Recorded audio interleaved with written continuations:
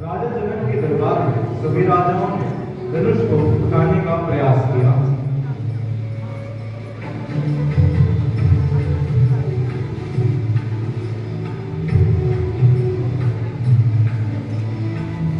किंतु नहीं उठा पाए।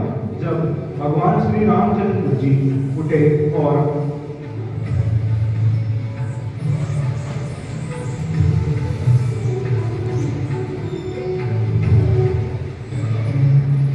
धनुष पर प्रत्यंतर चढ़ाने का प्रयास तो वह टूट गया।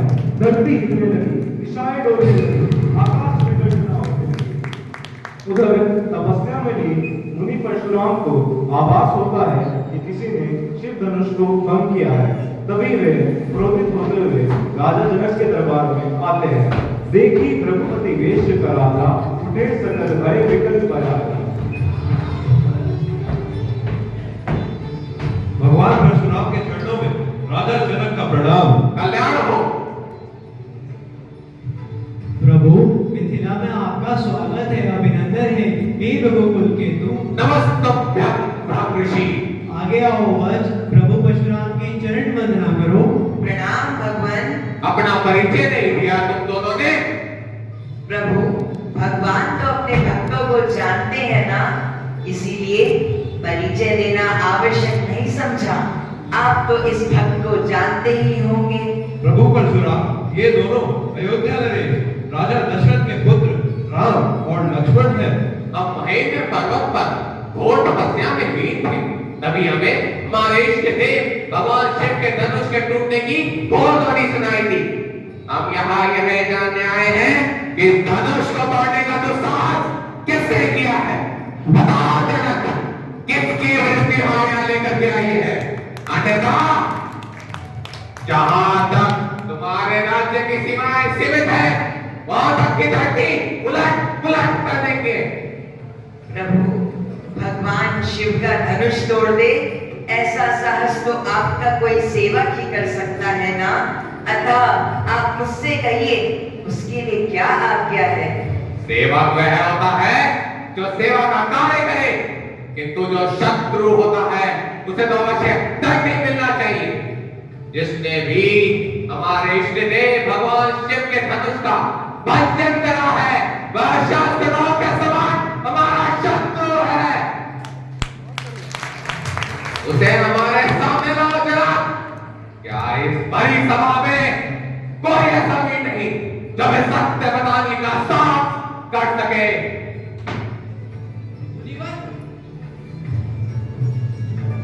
बोलो बोलो बेटा। जब आपके प्रश्न जवाब नहीं होते तो कोई उत्तर क्या दे। एक धनुष टूट गया तो क्या बात है। हमने तो बचपन में ऐसी कई धनुषियां तोड़ी है, तब तो आपने कोई क्रोध नहीं करा।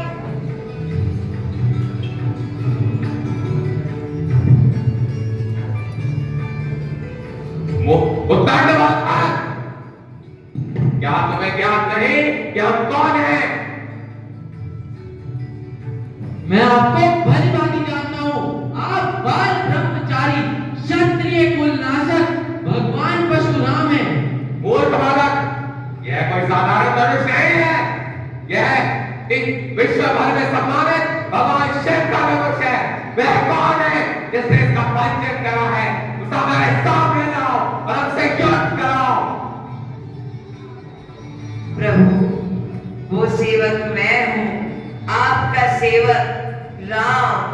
यदि युद्ध भूमि में हमें कोई ललकारे तो क्षत्रिय धर्म के अनुसार हम उससे सुखपूर्वक लड़ते हैं, चाहे वहां स्वयं काल ही क्यों ना हो।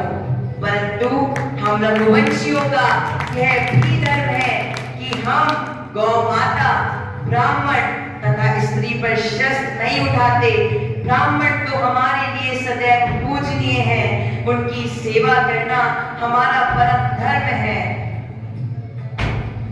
प्रभु, भगवान और भक्त में कैसा युद्ध। मेरा तो छोटा सा नाम है राम, आपका तो नाम भी मुझसे बड़ा है प्रभु परशुराम।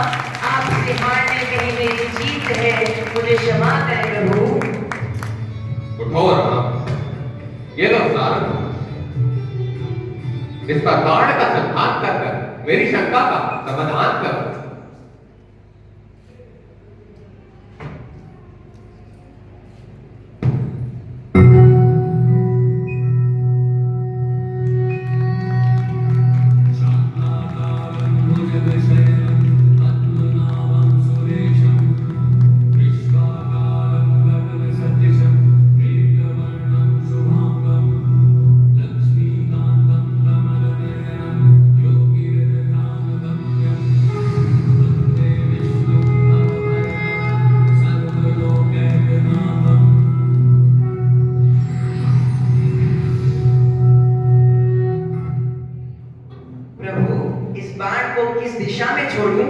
तुम अपनी परीक्षा में सफल हुए ना।